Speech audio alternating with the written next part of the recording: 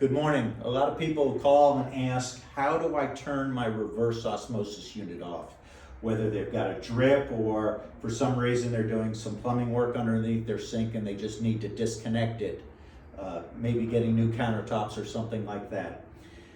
On a lot of the custom builders that we do, the water softener is in a garage or in a closet, and the reverse osmosis unit is on the wall because the builder has pre-plumbed the house and run tubing to where you want purified water, the refrigerator, the sink area, maybe a wet bar or something like that.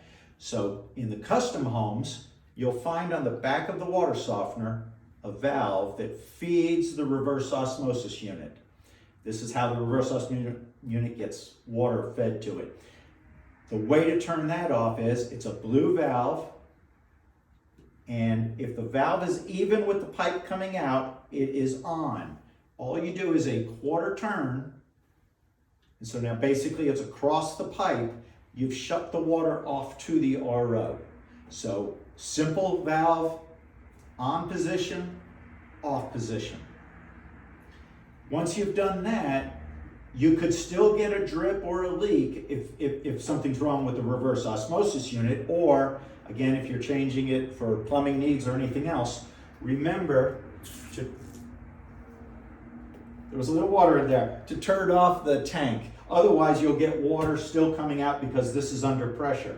So on the tank, the valve is on, even with the pipe. You just cross it across the pipe, and that turns the tank off. So by doing that and this, you've shut everything off. If you need to disconnect it because you're getting new countertops or something, that's all you need. If it's an under the sink installation, you're gonna find underneath the sink, open the cabinet obviously, and you're gonna find on the cold water supply line, this type of valve. And so there'll be a shut-off valve coming out of the wall that feeds your cold water to the sink. We install this, so your cold water line to the sink now goes like that. So to turn, this is normally in the on position, even with the pipe.